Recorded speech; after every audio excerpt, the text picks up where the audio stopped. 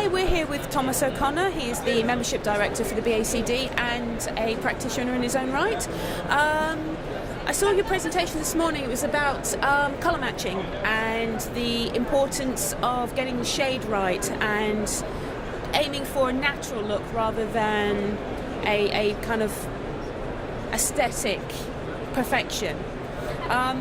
Is that the way, especially with being at the BACD, is that the way you see things going? With colour in dentistry, it's interesting using the words colour and shade because there's so much more happening in a tooth than just a single colour or a single shade. So there's so many dimensions of colour and how teeth look and why they look how they look. If you're just using traditional shade guides, then you're not going to be able to blend in something very naturally. It's quite okay if you're doing a whole smile makeover and changing everything.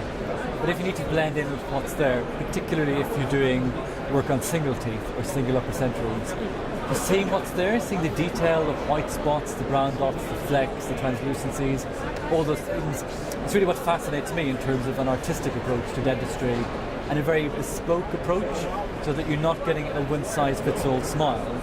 You're getting your smile that's being, fixed in a way, if you have a broken tooth, seamlessly, without anybody knowing that anything has been done. And do you feel that sort of young dentists should be aspiring to be looking more in depth at the colours with which they're working? Well, if you look how things have gone in the past, couple of decades in dentistry, there was a huge trend for big, bright, blocky, white smiles, and it's really going out of fashion now quite a bit because I think people are realising that it requires a lot more preparation in the teeth, it requires a lot more removal of sound tissue, and also it just doesn't look like real teeth. So it gives a very artificial appearance, and you don't really want somebody to say, wow, you've had your teeth done, your fake teeth look great. You just want somebody to say, wow, you look great, and not notice that the teeth are part of what's changed. With younger dentists, I think they may have an idea that how to achieve a good appearance is by changing everything, making it white, making it symmetric, making it angles, making it blocky.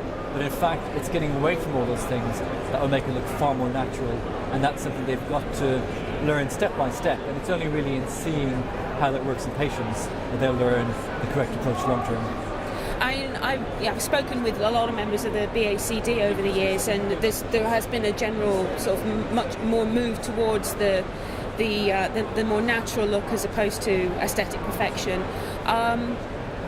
What do you feel that young dentists could get out of being members of the BACD in terms of their own career development?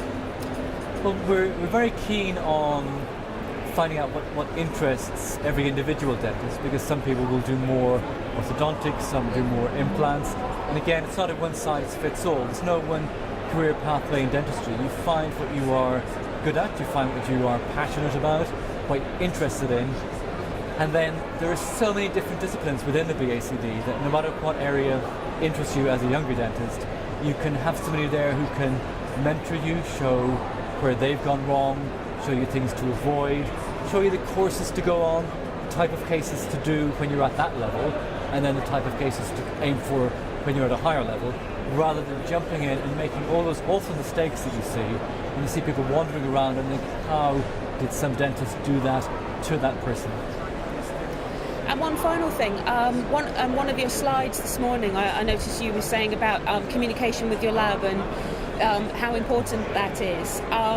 Do you want to give people some advice on the best way to help the lab get it right for you?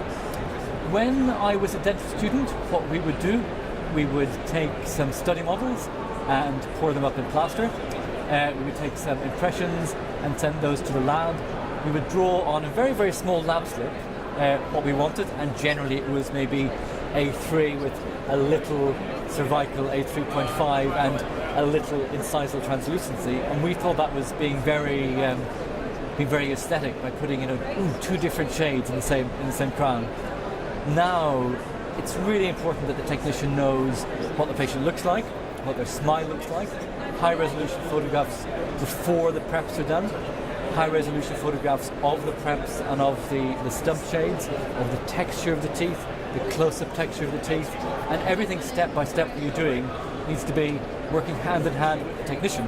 When I send my initial impressions for wax up to the lab, that will go not just the impressions, but also with some full face photographs, some retracted views.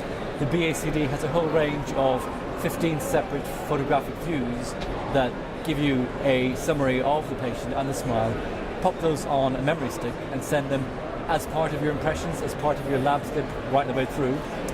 Have big lab slips. Don't have a postage stylus lab slip. Write and have a second page if needed, and send some emails, pick up the phone and talk to the lab. The more they know, the fewer remakes you will have. I was talking to a young dentist at a conference the other week, and she said to me, can you help me with a single upper central that I'm doing? I've remade it in the lab now 4 times and it still isn't looking right. So I said to her, well, what material are you using? And she said, well, it's porcelain on metal. I said, okay, maybe not the best start for a single crown. And how are you telling the lab, what to do? And she said, well, what I've done now, I've had a great idea. I've sent them the shade stump, the shade tab. So you're taking one shade and just sending that. No photographs, no phone calls, no emails, no big lab slips, no anatomical drawing of the tooth.